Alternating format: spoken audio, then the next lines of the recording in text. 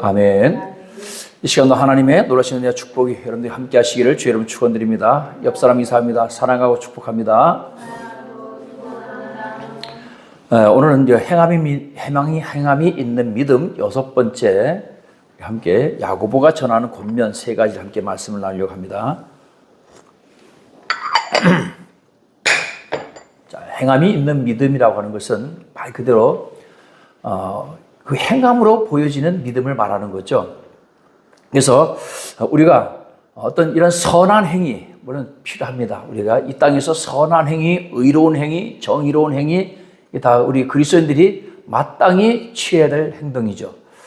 그러나 오늘 여기서 말하는 행위, 선한 행위라고 하는 믿음으로 행함이 있는 이 믿음이라고 하는 이것은 우리 안에서 믿음이 생겼을 때 그 믿음으로 우리가 어떻게 행동하느냐, 지난주에도 우리가 말씀을 드렸습니다. 오늘은 야고보 선생님이 우리에게 주시는 세 가지 권면을 통해서 우리가 어떻게 하는 것이 행함이 있는 믿음인지 함께 나누려고 합니다. 첫 번째, 따라서 합니다. 가난해져라.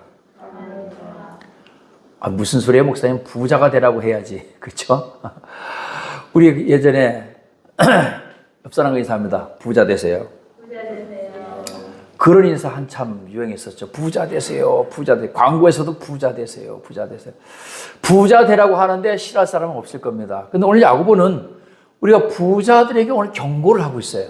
1절 말씀 보니까 들으라 부한 자들아 너희에게 임할 고생으로 말미암아 울고 통곡하리라.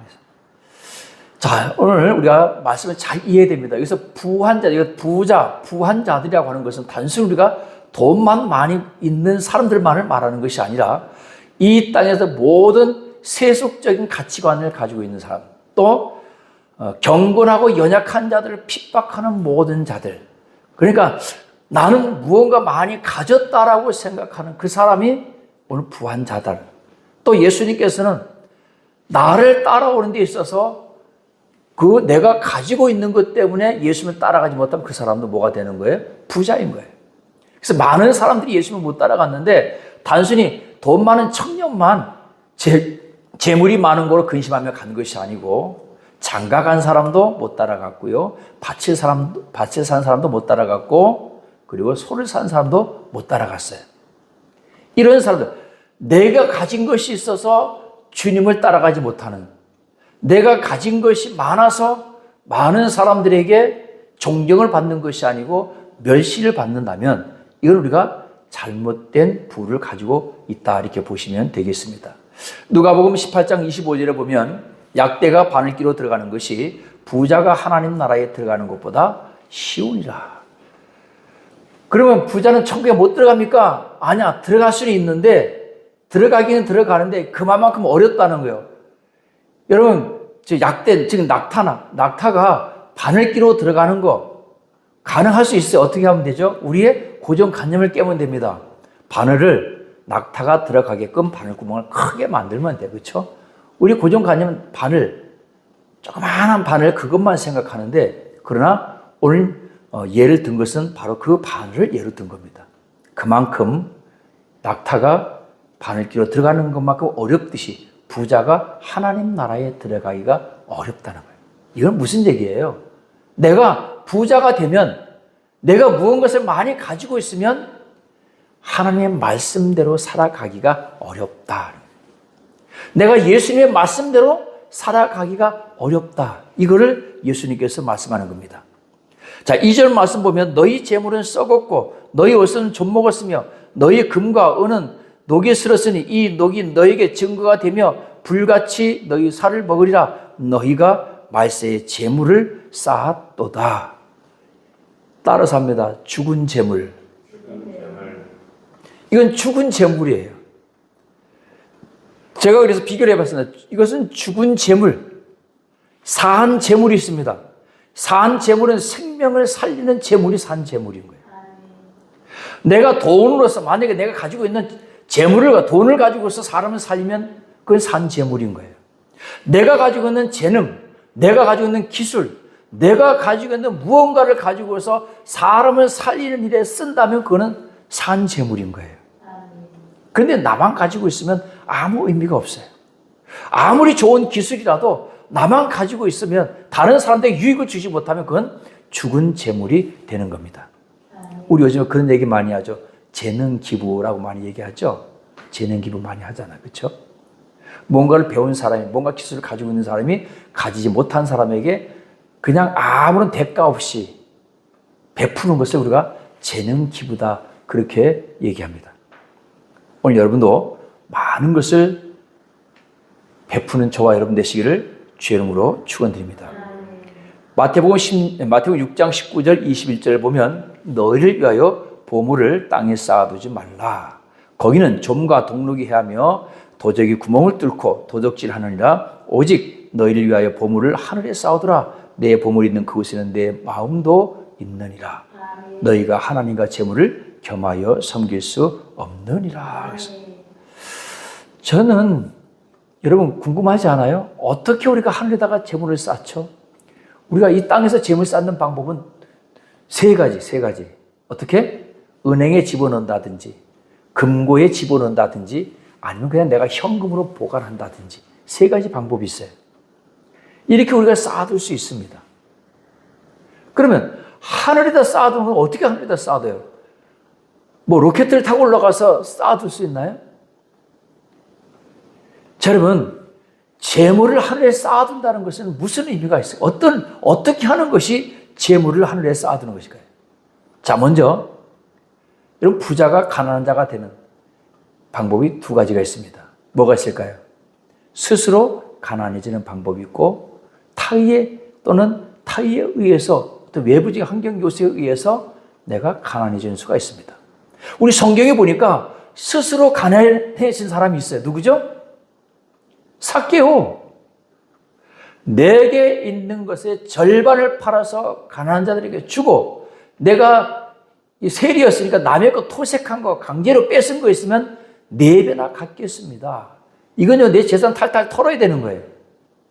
그러니까 전부 다 가난한 자들에게 주지 않은 이유는 바로 나한테 재물을 뺏긴 빼앗김을 당한 그 네 사람이 뭐라고 하겠어요?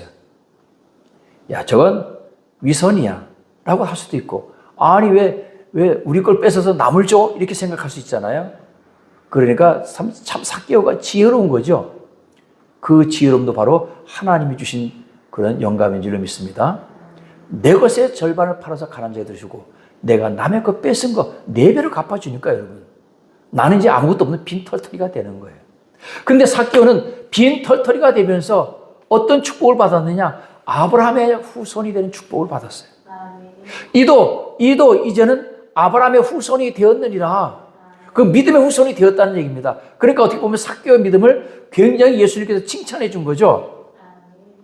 다른 사람들도 많이 예수님께서 칭찬해 주셨지만, 우리가 백부장의 믿음이라든지 열대혈주 같은 여인의 믿음이라든지 또는 가나안 여인이라든지 이들도 예수님께서 그 믿음을 칭찬했지만, 어떻게 보면요, 이 삭개오에게는 굉장한 큰 축복을 해주신 거예요. 그 믿음을.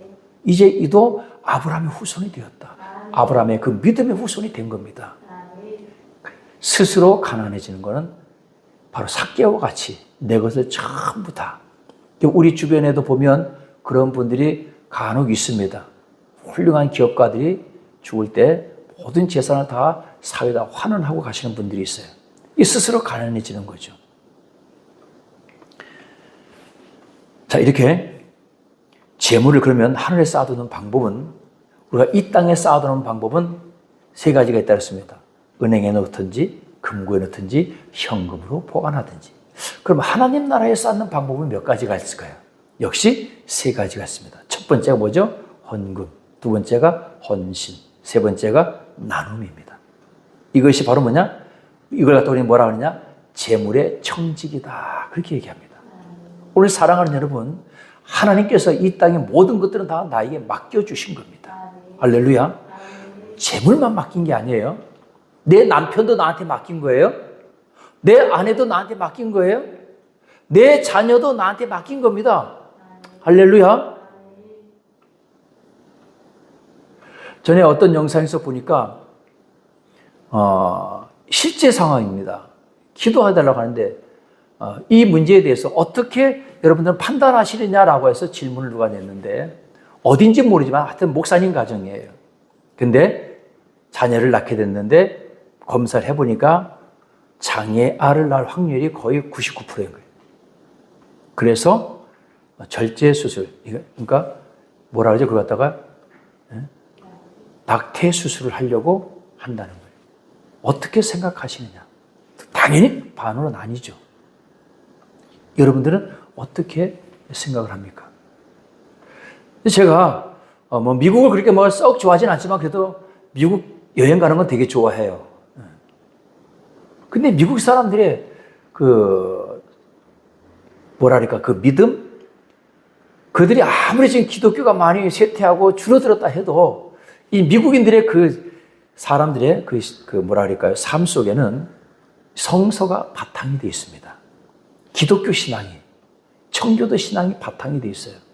그래서 그들에게 온 사람들은 전부 다 하나님이 내게 보내주신 선물이다.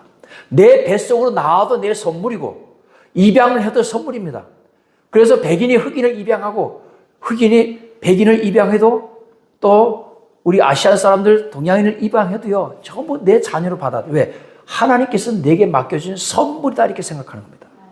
돈만 하나님께서 맡겨주신 것이 아니고 이 세상에서 내게 주어진 모든 것들은 하나님께서 내게 맡겨준 거예요. 청직이에요. 내가 그걸 지켜야 되는 거예요. 청직인데 예수님께서 비유로 말씀하셨죠. 5달란트, 2달란트 가서 5달란트, 2달란트 남겼는데 1달란트 땅에 숨겨놨다가 혼났죠. 이 게으르고 악한 종아 하면서 혼났단 말이에요.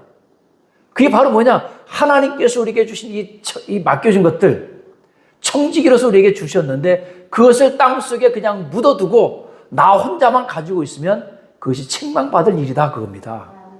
내게 하나님께서 재물을 주셨으면 그 재물을 가지고서 많은 사람들에게 헌신하고 나눔하는 걸 해야 되는 거예요. 내게 의수를 주었어요. 그럼 내가 의사로서 돈 버는 목적이 아니라 정말 이 땅에 하나님의 형상을 담은 이 사람들을 살리고 치료하는 일에 내가 헌신해야 되겠다는, 이게 바로 청직이죠. 또 뿐만 아니라 내가 가지고 있는 직업도 마찬가지입니다. 이것도 청직이에요. 하나님께서 내게 주신 직업. 그래서 우리는 그걸 갖다 천직이다 그렇게 얘기하잖아요. 근데 요즘 누가 내가 지금 가진 직업 천직이라고 생각합니까? 그냥 아르바이트야. 내 천지가 아니야. 아르바이트야. 그냥 다 이렇게 생각하잖아요.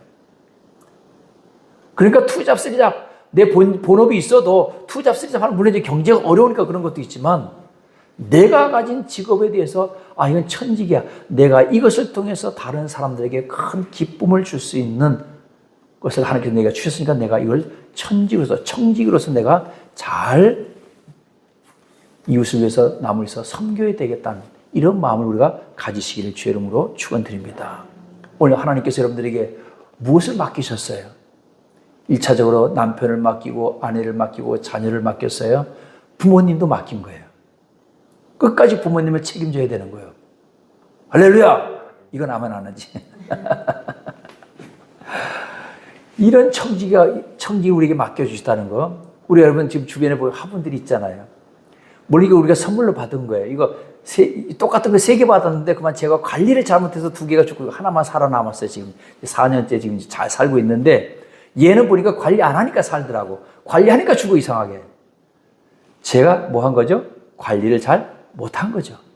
여러분 화분들도 하다못해 이런 화분들도 우리가 사랑을 쏟아 부으면 잘 자랍니다.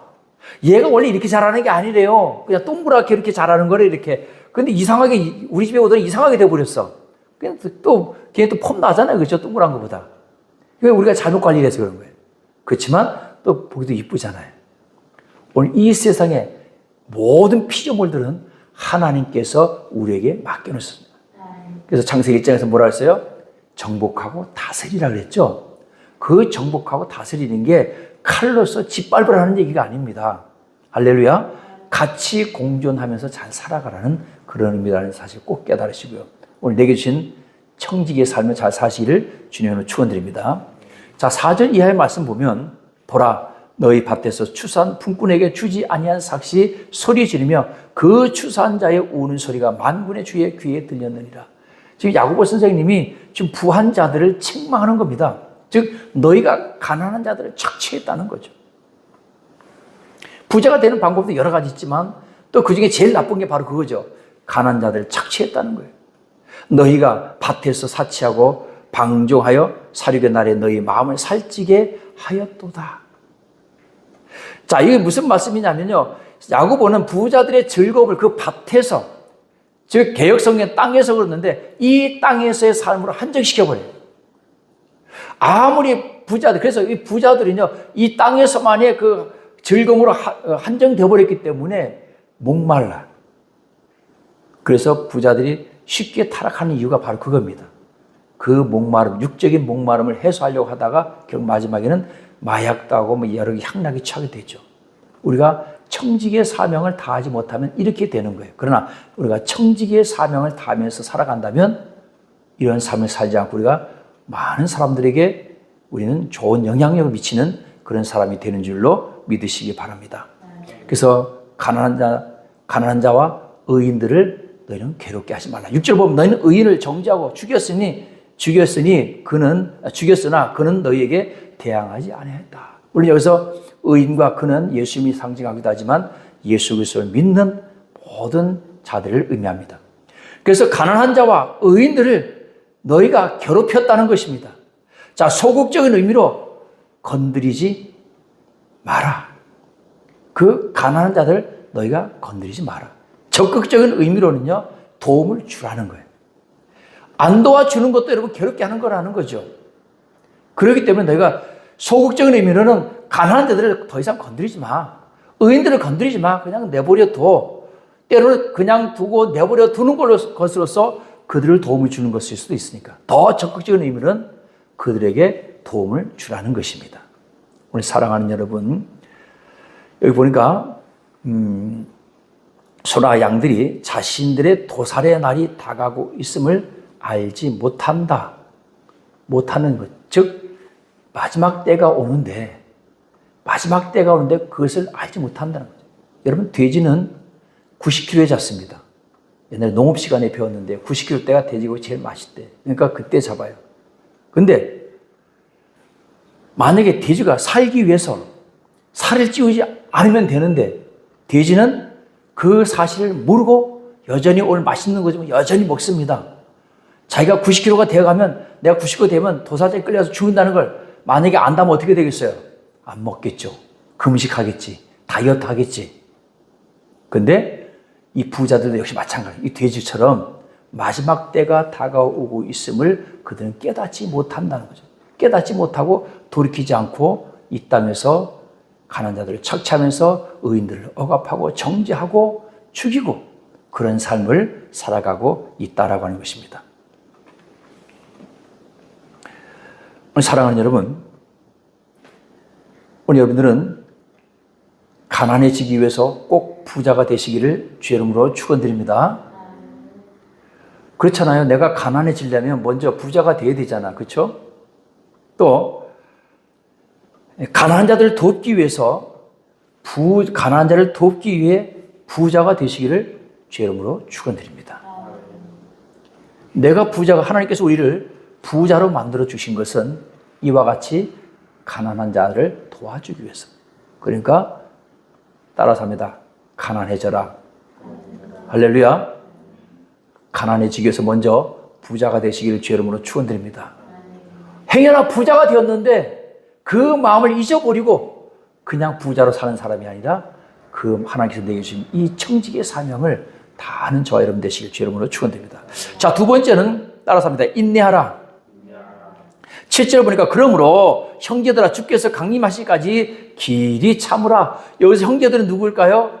부한 자들로부터 핍박받는 자들. 얼마나 너희가 힘들었느냐. 그 부자들의 착취에서 너희가 지금까지 얼마나 고통스러웠느냐. 너희가 의인으로서 살아가려고 할 때 너희가 얼마나 그들로부터 핍박을 받았느냐. 또는 모든 믿는 그리스도인들에게 주님께서 강림하시기까지 길이 참으라. 이렇게 오늘 말씀하고 있습니다.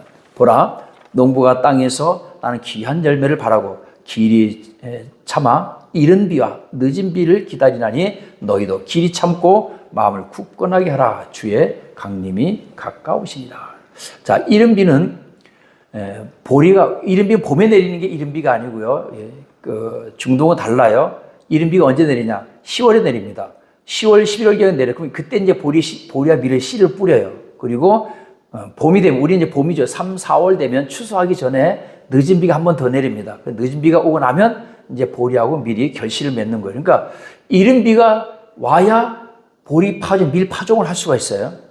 그런데 이른 비가 내리지 않으면 아예 파종을 못 하는 거죠.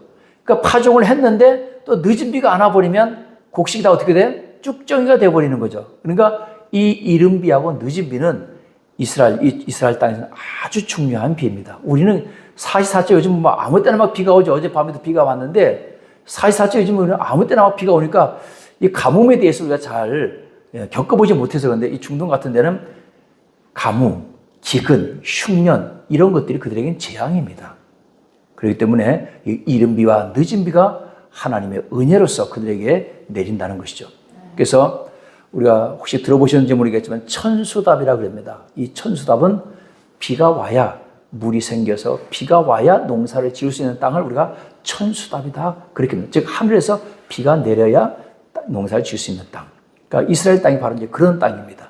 그래서 하나님께서 때를 따라서 그러니까 밀을 뿌릴 때가 되면 이른 비를 내려주시고 곡식을 거두려고 하면 늦은 비를 주시는 그런 은혜를 주신다는 것입니다.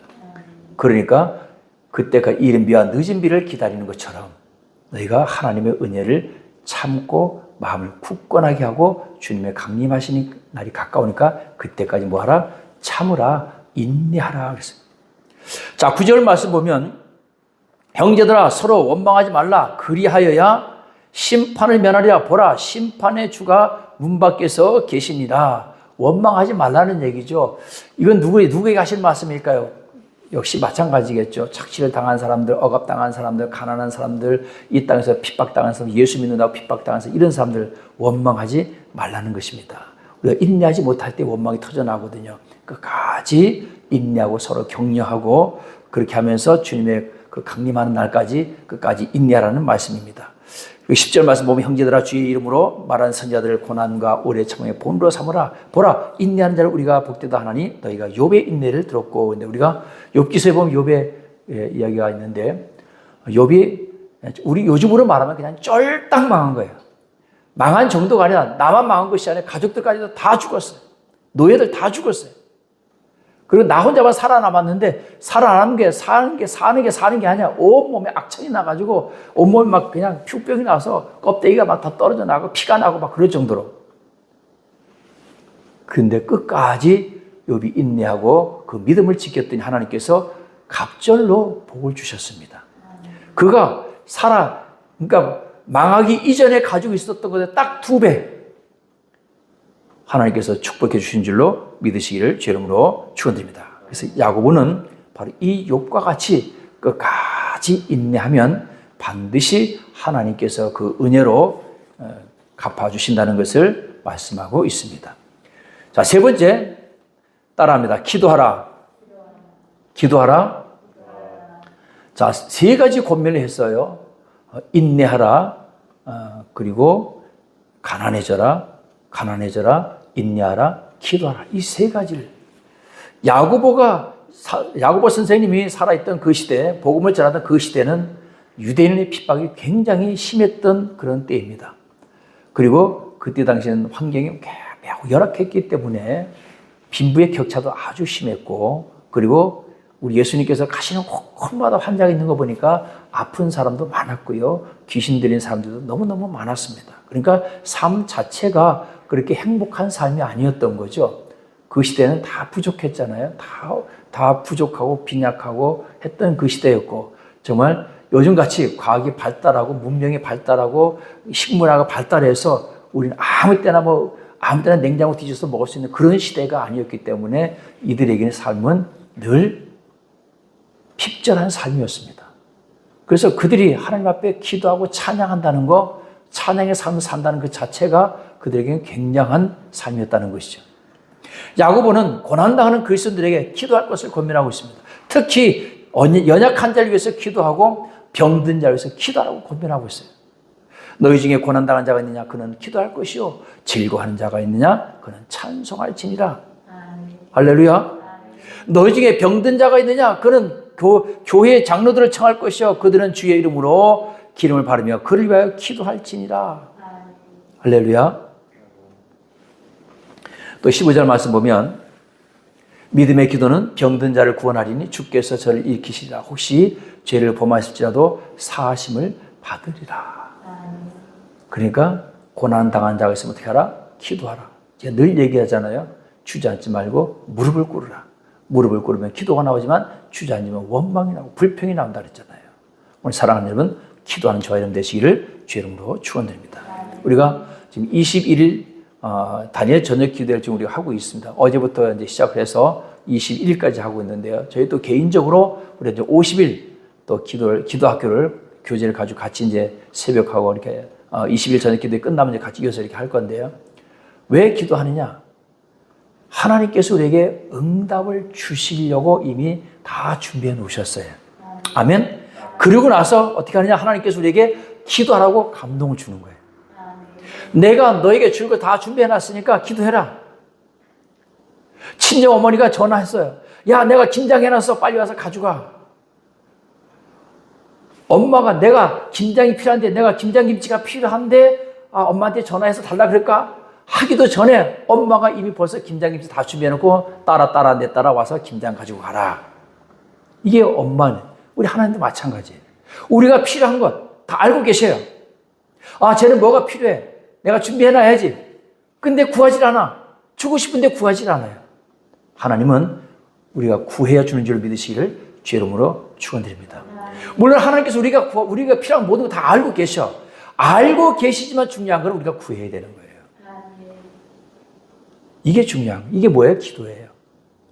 우리가 무엇을 구하든지 꼭 재물뿐만이 아니라 내 삶에 어떤 필요한 것들, 내게 있어서 지금 기도가 필요한 제목들이 있잖아요.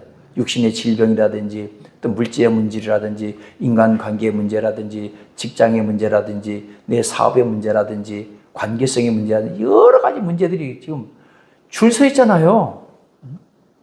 소세지처럼 주렁주렁 매달린 소세지처럼 쫙 매달려 있잖아요.